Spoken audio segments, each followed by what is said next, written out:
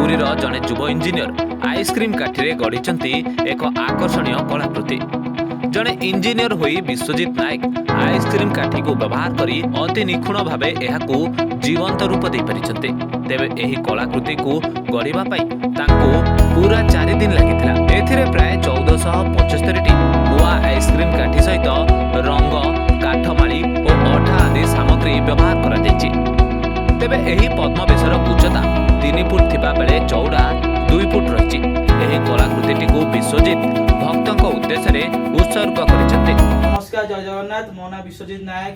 महाप्रभु जगन्नाथंकर जो पद्मवेश अच्छी सबु वेश गोटे पद्मवेश नुआ आइसक्रीम काठी आकु करने जगन्नाथ करने मत 4 दिन लगी। यहीटार 1475 नुआ आइसक्रीम काठी मु व्यवहार करछि। रंग, अठा जो काठमाली साहाय्य मु महाप्रभु जगन्नाथंकर पद्मवेश करछि। आ उच्चता हला 3 फुट, आ चौड़ा हला 2 फुट। आकु करने मत 4 दिन टाइम लगी। पुरीरू Sanjay Mahapatra report, reporter studio.